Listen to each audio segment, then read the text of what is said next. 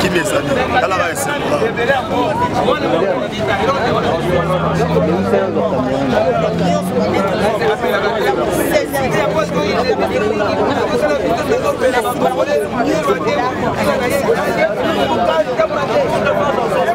Bon, discours chef d'État, ça y est, les amis pénants sont encore.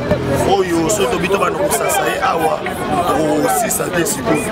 Mais parmi les points forts, on va prendre maintenant au Sénat. À constater parce que les gens ne comprennent pas. Le chef de l'État a constaté la fin de la coalition FCC Cash. Parce qu'étant donné chef de l'État qui ne pas signer FCC Cash est un accord privé qui a battu.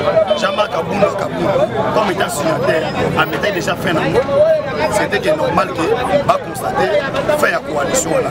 Et nomination dans les prochains, il y a autre béni informateur, à la milité, à renommé informateur, à majorité. Oyo, et vos arrêts pour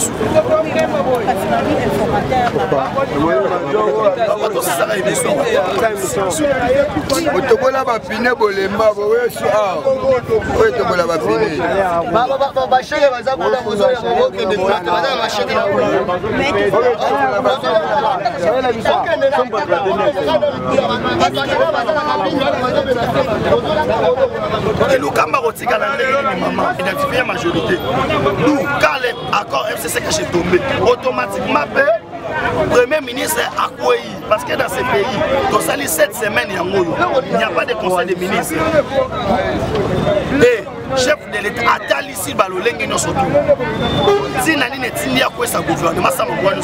Parce que le gouvernement pendant 2 ans et le peuple a bandé aussi là. Parce qu'il a ça en côté. Un gouvernement au Premier ministre a comme la chef de l'État ou la camarade naïe. Gouvernement au Premier ministre la mouine a tant à porte-parole comme la chef de l'État a violé la Constitution. Pour vous dire que chaque chose a son temps. Et maman a tout ce que Premier ministre chômeur. Vous comprenez? Adolphe Moussito, c'est la qualité en Nobel Tawane, c'est un monté. Maintenant, nous sommes Steve qui voit dans Osam, son IGF. Moussito, il n'est pas même juriste. C'est un économiste. Ce qui a beau qu'il y a un IGF, pas de problème. Mais Moussito Osamba, cela veut dire on ne bandit pas avec le chef de l'État. Il y a un moment où il faut Marambo changer, avec un plan A, un plan B. Biso de Sabino qui non parlementaire debout de Pesaka Mokondimbo, Mokondimbo ka pouvoir. Et tu sais que non tout ça derrière yo. Na autre yo sala. Oyo tu il y a toujours un plan A et un plan B. Il y a un moment où il faut petit plan A, autre lobby, autre bengi. Nomination informateur et plan B, autre bengi.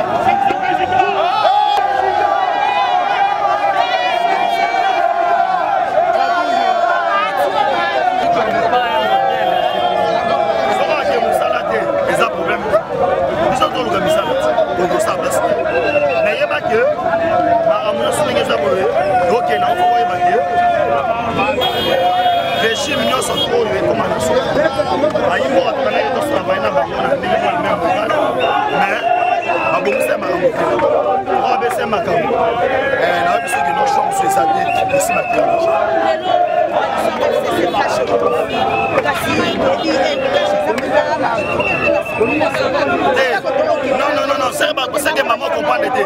Nakash, la FCC Koufi. La seconde est que Nakash, non, ma plateforme est très d'ailleurs. Donc, comme il est là, avec l'union sacrée, autour, il y a chef de l'État pour moi.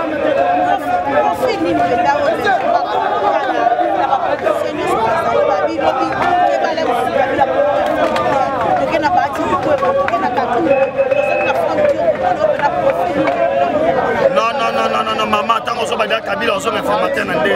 Kabila va s'encourager en opposition. Informateur, ça y est, banni.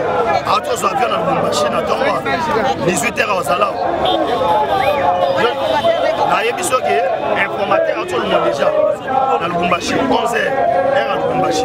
Aza derrière Nziazo. Et bon, sur Lubumbashi, ça n'a pas.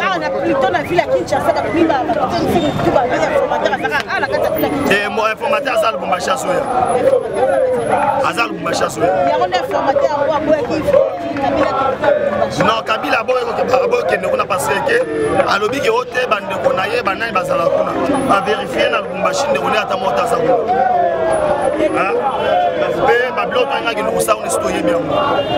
C'est pourquoi on a arrêté John Moon. Avant de discours chef d'État, on a tenté le chef d'État plus de 17 fois. Il y a aussi facile dans ma PC, message dans tous les 4 langues nationales. C'est un message fort. Maman, toi, tu vas soutenir. Facha bige musale bandi. Yango to sa musale. Le FCC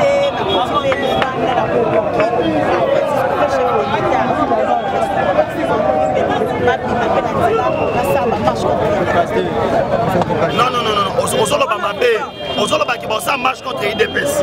Ici, nous ne sommes pas l'IDPS. Ici, c'est les Congolais. Dites-moi maintenant que l'FCC va sortir et faire face à au peuple. Non, c'est le peuple. Ici, quand il y aura la Tounayo, Fatia qui est Belgique, la Belgique va embellir Félix, Papa, le bac, le peuple d'abord. Où est-ce que c'est l'IDPS? Fatia qui est Gabon, Félix, Papa, le bac, le peuple d'abord. À Londres, quand même. Ce qui te le dit, au moins, les lobes, les gens ont une question. Que pour moi, je réponds à cette question. La bande de la question, Fatia Banga, Rolobana Kinshasa, Alobara Libanda, la monnaie question, votre nom est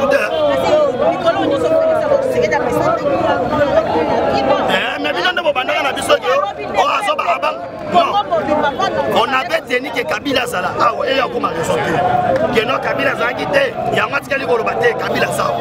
Et dans une dernière action, Benjamin Mona je mobilise les peuples qui sont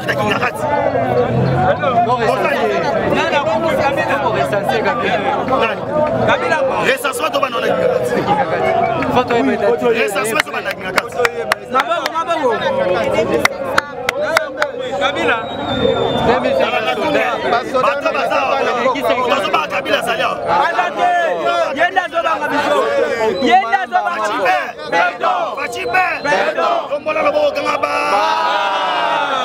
politique comme elle est kaki yango basilisa ya Benjamin Bokuma Salemba Benjamin Bokuma Salemba R ya moyo mova sakana likosa Kabila bima kusi kushada ozab on est dans le carayoti paralysé na yebiso ke ba mosala ba réunion après discours à 6000 basala 290 réunion résultat zéro na ba retraite na ba peuple congolais bande ko sela yango ne mutasu et na yebiso ke non et c'est ngoza au sana te bon mutu to ko tana na nzaso sera dombola loboko kanga ba Fatima Kabila Kaya voilà pourquoi c'est banga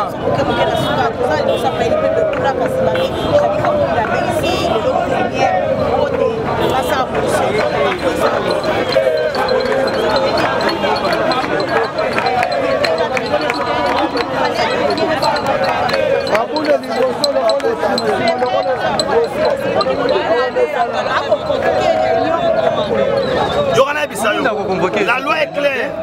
Maboune Sakoué. Ces palais si nous appartient. Mon palo, ils ont parlé du peuple. Au moins, dans ça, ils ont soukati 18h. Aya na plénière à doser. Sora yété, trop ça chargé dans moi. Et puis Sora yété, c'est bien. Pour Sora yété, la seule bataille n'est dans le souk. Maroya, on est à ma tambi na wate. Donc, quand on y est bas, soit ça mangoué.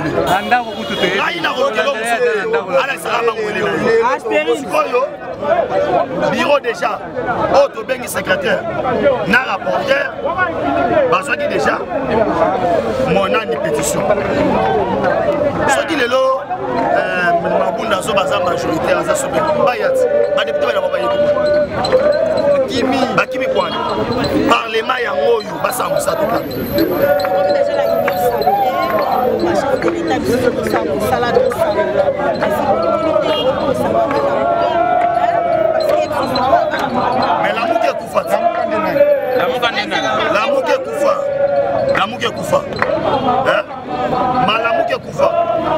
lamuka c'est Fachi Beto utapesa kombo lamuka Fachi Beto eloko soki bakolo nango basundolele yango soki osi yombu bato basangi lamuka ezala Fachi Beto Fachi Alongo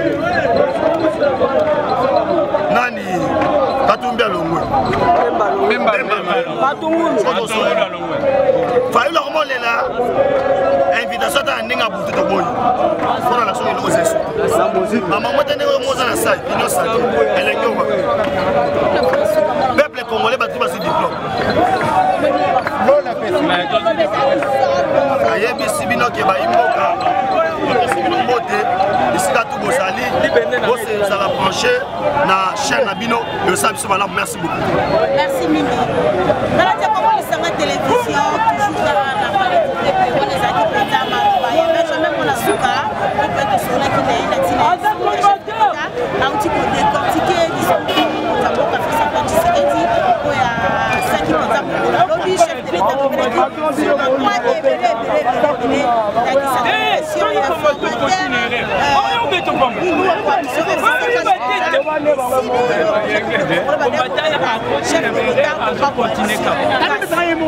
Mabunda pe ozala na baiti Mabunda pe foko ya Mabunda ba bibo abengi si penza pour le chef de l'État oyo to ba e per akati ba bi FCC le ba na réunion kuna ko yebi esi ba ko ba ni le wana ezeka ka chef de l'État de cette penza merci na ko ba kanira l'illustration merci na ba ko ya ka yo na teto kutani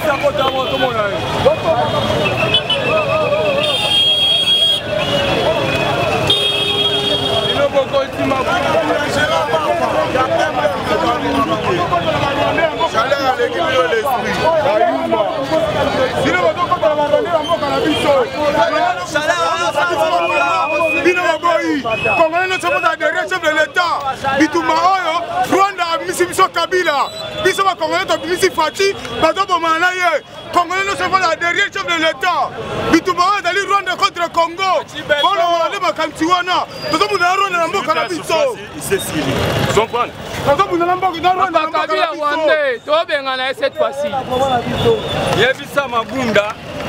Ayebi na ye lokote asali soni ya mboko nazo tikalima nga telefone Mabunda jamais bako cha président azobotate otabinobo azaki simbi bachie na assemblée nationale est-ce que ça maman Patricia Seya Patricia Seya na kitoko Patricia Seya na kijana Mabunda message Chaleur, t'as la face au pied.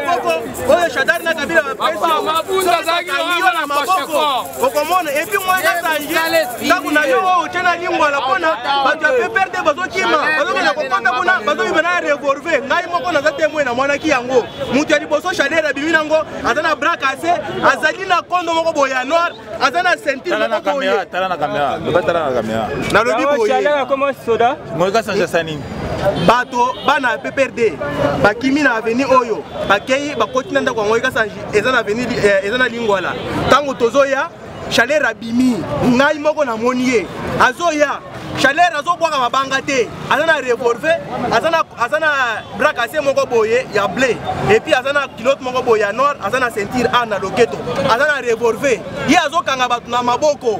Eloko na lingina loba, ndenge ngoye ka sanji, azozwa batu, azoboma na ndaku na ye, akomona.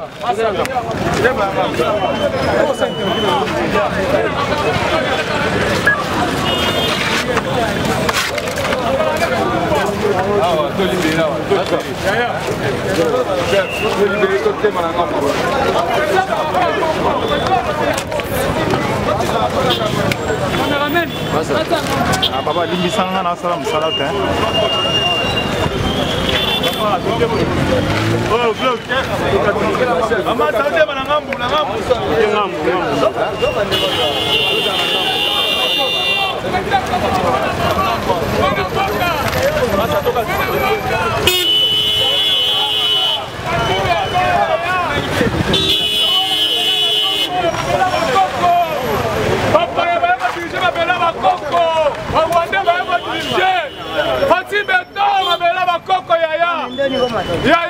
On pouvait se comporter comme dans la jungle.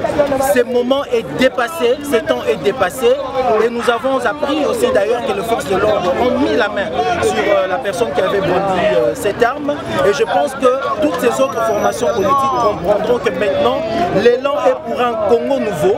C'est pour ça que nous d'ailleurs nous avons souscrit au concept de l'unité nationale pour que nous puissions faire avancer le pays.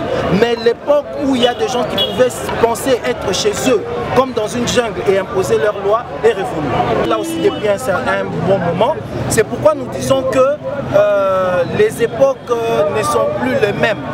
En tout cas, nous sommes à une autre époque, à un autre moment et nous saluons le professionnalisme avec lequel la police nationale fait son travail. Merci.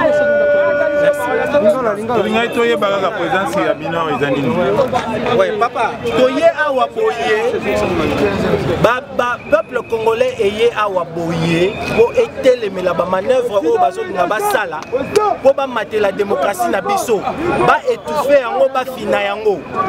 Déjà na niveau ya Assemblée nationale, bomona qui pétition o ekotaki. Pétition ane lobby déjà que majorité est changée de côté. Baza plus de 250 ba députés au ba signé bona bureau ya chambre basse, bureau ya Assemblée nationale est démissionné. Boye présidente de l'Assemblée nationale a kokaki ko convoquer sous plénière té. Aza sous la droit wana té na kota la nenge mikanda mibeko ya Assemblée nationale et lobby. Yango wana l'air et yokani que présidente de l'Assemblée nationale a convoqué qui plénière ne bomoni ba militant ba telemi ba lobby to lingi muto étouffé sous démocratie na biso té nde to telemi bo. Selon communiqué moyele na bande enceinte na télé 50 311 députés à FCC ba fidélité na bango na Janine Mabunda na biona mobimba. Bino bolo banini selon communiqué oui papa, communiquer aux Zoloba, on a bien monté. Biso tozaba homme d'État. Tozolobela makambo sur base ya ba évidence. Évidence eza pétition o ekoti kuna eza na plus de 250 signataires. Nde eloko biso to kolandela yango wana eza likamba ba communiquer te to ba parole en l'air te.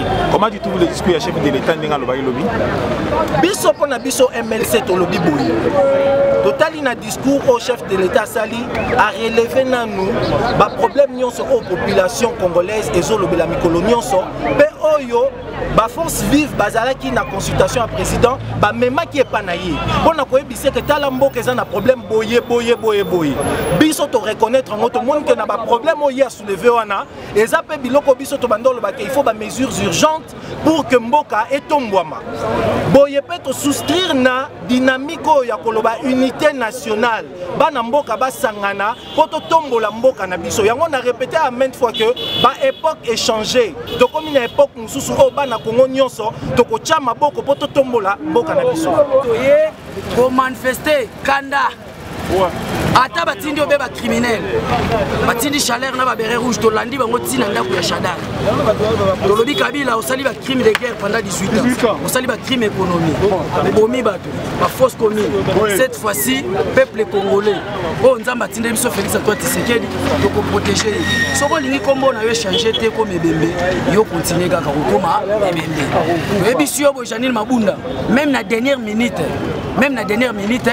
Pharaon kufaki pe na bato bokokufa na Kabila ensemble toyebi ba politique na bino ya intimidation bolingi nde bozala na actualité mais bozalité même si bino tozo protéger Félix Antoine Tshisekedi biso peuple congolais muto tinda kia kata coalition to soutenir yeti na suka bozala ki na ba soda bosala biso eloko te kaka siko soda ekomi ya fachi beton police ya fachi beton en tout cas Jean-Marc Kabunda lobaki bonager balobi ki salume bana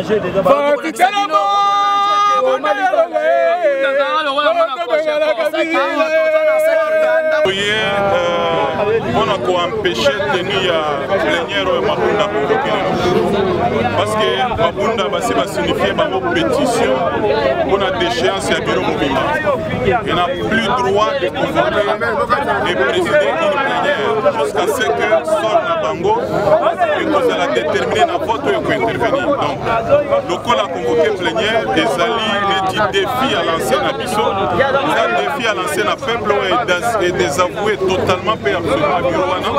Et donc, le col a sali Komeka est toyé pour empêcher effectivement que ça alimenter parce qu'elle est en dehors du règlement intérieur de l'Assemblée nationale. Au cas contraire, qu'est-ce que vous, député, la démarche beaucoup entamée pour Il n'y a pas de démarche à faire. On empêche cette plénière ne se tiendra pas. On attend la plénière qui sera convoquée par le secrétaire général et l'Assemblée nationale pour installer bureau d'âge, c'est-à-dire qui sera présidé par les doyens d'âge, on a 2 députés moins âgés, pour que nous avons un vote et examen la pétition autodéposée qui contre le membre du bureau. Même le peuple congolais a un imbroglio total, qu'est-ce qui se passe? Parce que l'élo est allé fait mounene, il y a fin, il y a coalition FCC cash. Peuple a souhaité qu'il y ait président Yoki peuple et puis coalition président Boumi Yango déjà. L'élo souhaité qu'il y ait à la fête mounene biso nyonso et longo na bino peuple parce que biso tozali ba représentant na bino. Donc on ne peut pas fêter sans vous associer. Voilà pourquoi on avait souhaité que tout le monde soit là et les souhaiter même que boss à la même nakati salle. Voilà. Honorable, le président dit va nommer un informateur qui va identifier la majorité. Pensez-vous que le cash va arriver à réunir la majorité au sein du Parlement? La majorité s'est déjà dégagée parce que la pétition est lancée contre l'orchestre Mabundana et réunit déjà plus de la moitié. Ça suffit déjà, donc la question ne se poserait plus et vous allez les constater dans le niveau à vote. Et puis informateur, président et Sengeli a nommé effectivement informateur. Nomination informateur réseau Sengate que Inunkamba démissionné. Informateur Moussala Nae constitue EPC juste la mission d'identifier la majorité. Inunkamba a été nommé sur base de l'accord FCC cash, pas sur base de la majorité.